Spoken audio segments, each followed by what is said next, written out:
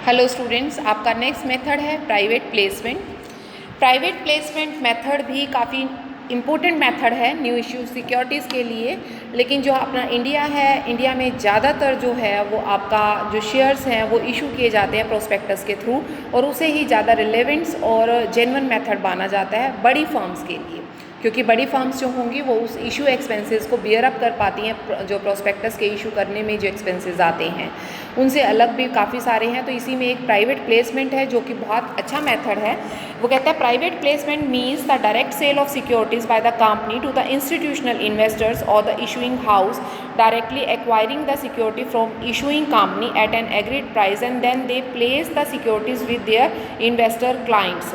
वो कहता है कि जो इन्वेस्टर्स हाउस होते हैं उनको वो अपनी सिक्योरिटीज़ को सेल करने के लिए वो हायर तो कर लेते हैं एक एग्रीड प्राइस पर, लेकिन वो नाम जो है उसी पर्सन को जिसको वो बेचना होता है, उसी पर्सन, उसी इन्वेस्टर्स, उसी क्लाइंट को है उसको ही प्लेस करती है वो securities. And the intermediators play the vital role of preparing an offer memorandums and negotiations with investors। Mean एक तरीके से जो कंपनीज़ हैं वो हायर कर लेती हैं इशूइंग हाउस को कि आप हमारी इन शेयर्स को बिकवाइए, ठीक है, और वो बीच में उनको बिकवाने के लिए एक मेमोरेंडम तैयार करते हैं, ये लगा लो कि एक नेगोशिएशन एक पेपर तैयार करते हैं जिसमें कि ऑफर्स प्राइजेस होते हैं और कितने में सिक्योरिटीज़ बिकनी है, कितने में सेल होनी चाहिए, वो सारी चीज़ें मेंशन की जाती हैं किसके थ्रू, एक इशू हाउस के थ्रू, ठीक है।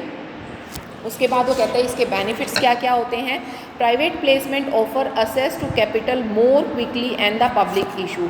वो कहता है बहुत जल्दी ये प्रोसेस हो जाती है, मीन इसमें जो प्राइवेट प्लेसमेंट में जो है वो आप कैपिटल को बहुत फास्टली ऑफर कर पाते हैं, ठीक है। दूसरा वो कहता है the company does not incur cost relating to issue and the company find economy in issue expenses. Company को कोई भी इशू एक्सपेंसेस जो है यहाँ पर बियर नहीं करना पड़ता, क्योंकि ना उन्हें प्रोस्पेक्टस इशू करना है ना कोई और खर्चा करना पड़ता है।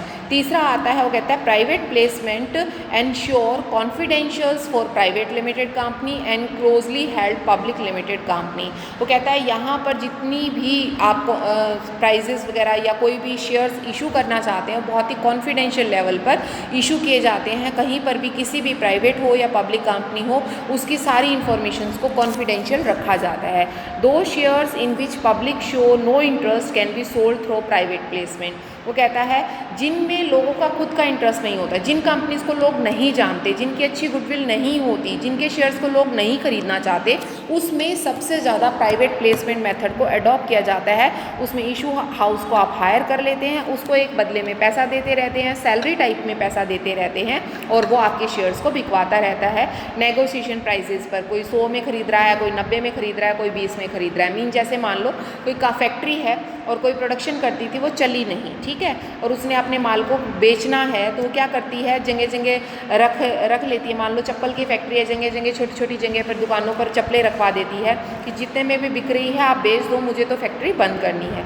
तो यहाँ बंद वाली बात तो नहीं होती, लेकिन काम वही होता है कि आपके शेयर्स कोई ख़रीदना नहीं चाहता, आपकी रेपुटेशन अच्छी नहीं है, आपके की कंपनी के बारे में लोग जानते नहीं हैं, अवेयर नहीं है, आपकी कंपनी को लोग नहीं जानते, अभी न्यू एस्टैब्लिश कंपनी है, तो उस केस में आपको प्राइवेट मेथड ही सबसे सफिशिएंट और प्राइवेट प्लेसमेंट के थ्रू ही आप अपने शेयर्स को खरीद सकते हैं।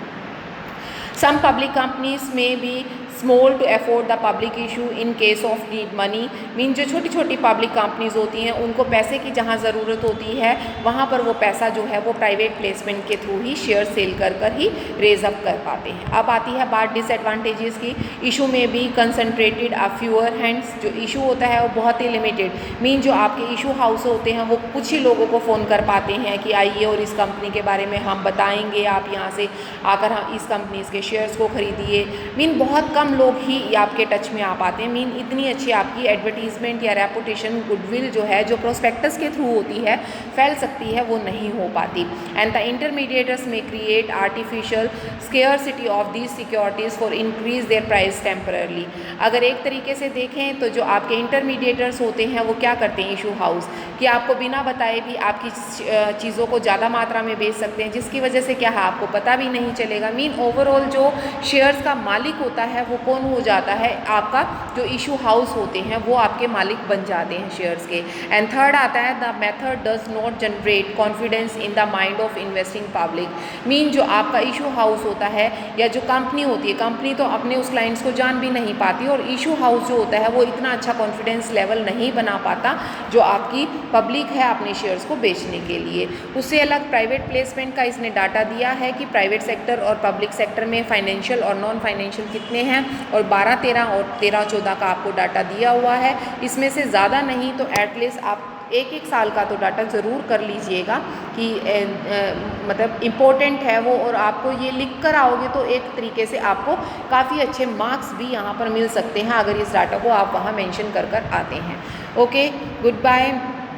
नेक्स्ट जो वीडियो है वो मैं अपलोड करूँगी आपकी नेक्स्ट उसमें।